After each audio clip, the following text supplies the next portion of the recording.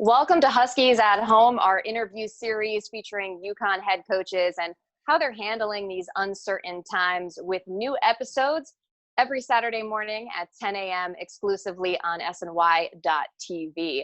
This week, we're very happy to be joined by head coach of the men's basketball team, Dan Hurley. Coach, first off, just how have you been doing with what's been going on? When this hit, for me, I just tried to really lean on my routines,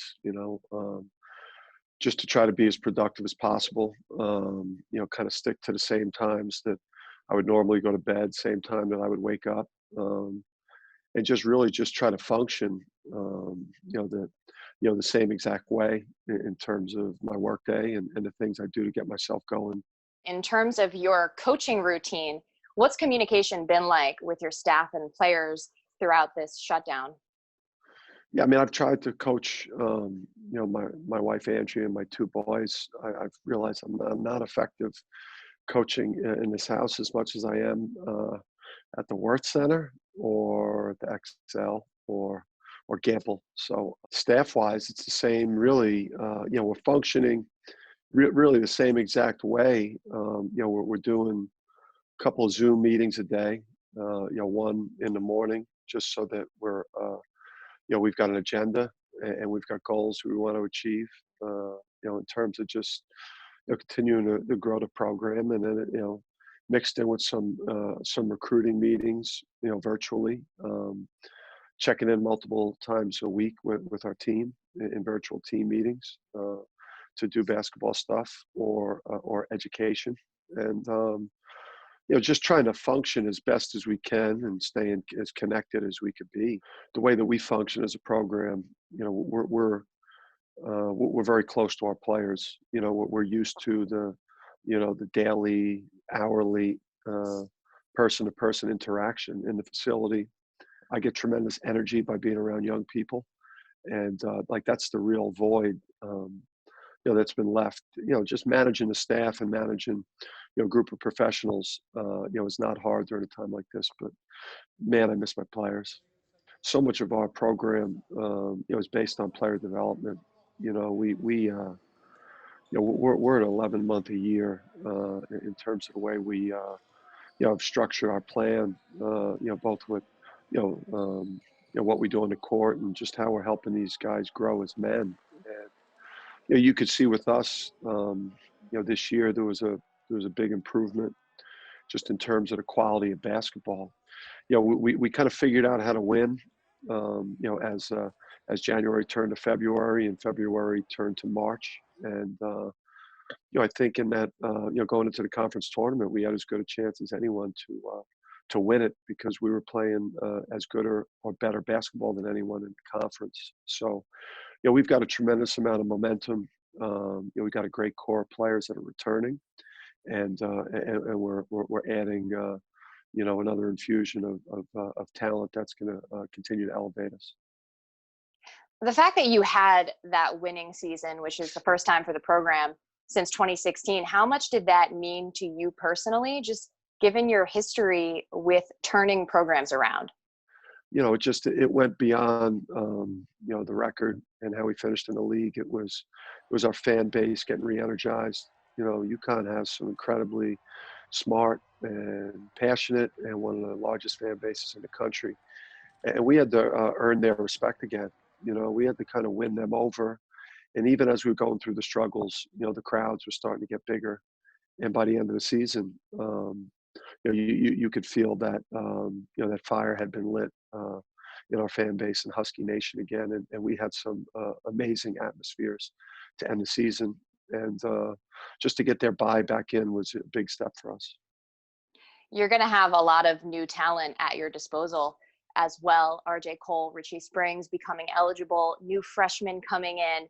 Can you give us an idea of what to expect from them? Yeah, I think, for a majority of the season, we started three freshmen this year, with Jalen Gaffney and James Booknight and a Cook. And, we feel like we're going to get a similar infusion of talent with this group. And Andre Jackson, kid from Albany, he's a freak. He's probably the best athlete I've ever coached in terms of his athleticism overall. He's a freak, and he has an amazing gift as a playmaker. His passing and vision for a 6'7" guy, is unique. One of your players, James Bouknight, posted on Instagram about coming back next year. What did you think about that? And also, can you just speak to his growth this past season and his potential moving forward? Yeah, I mean, he did a terrible job. When I think about it, I think James did a terrible job of creating drama. Like a lot of these kids do. They're making an announcement to come back to college. Well, where were you going? no one thought some of you guys were getting drafted anyway. But with James, I think there's a self-awareness there. He's kind of the model, and he's similar to all the kids that we've recruited. He's got outstanding people around him. He's not getting mixed messages from his family or from his grassroots coaches or from his mentors. We're all on the same page. He's a very bright kid. He knows that if he just kind of, continues to work hard and continue to partner up with us, that we're going to get him there as quickly as we can to become that first round pick, that lottery pick that he wants to be. And on the flip side, he knows this is a partnership, and he's bought into helping us while he's here restore UConn back to the place that it belongs, both in the Big East and in college basketball. So like we have with all of our guys, it's a great partnership. Maybe James could use some pointers from you on Instagram, because you've been pretty active on there. We've noticed some of your video backstories, recounting games throughout the season. What was the inspiration behind that? Well, thank you. I appreciate you noticing. For me, it's an exercise that we're doing. Right now we're breaking down our season daily.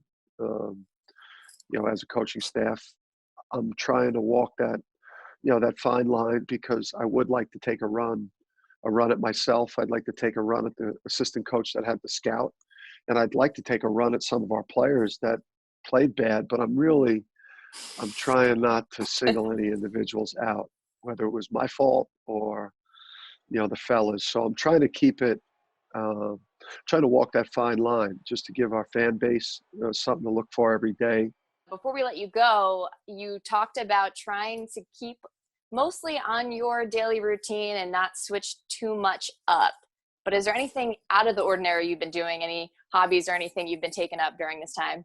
I have gone out and walked the dogs, which, I have the one big one, Amari, who's the boxer, and I got the little one, Ava, who's a Yorkie. I don't like being seen with the Yorkie. I feel like it's bad. It's a bad look. As the head coach of the Huskies, just walking around with like a teacup Yorkie is a bad look for me. I'm watching TV. I love cooking shows, so I'm getting a chance with Danny and Andrew. We get a chance to watch some of like my DVR. Like I love Top Chef. I love Chopped. I love Gordon Ramsay shows. I kind of like his personality. I got a similar personality on the court. And then, and I like the Bar Rescue, John Taffer. Shout out. So we're getting caught up on some shows I normally have just no time to watch. Well, Coach, we're glad to hear you're doing well and your family. We hope that continues. Thank you so much for the time. We really appreciate it, and we look forward to hopefully seeing you in person again soon. Yeah, that would be nice. Appreciate you guys. And that'll do it for this week's Huskies at Home. Be sure to tune in next week. Our guest will be UConn men's hockey coach Mike Cavanaugh. Take care.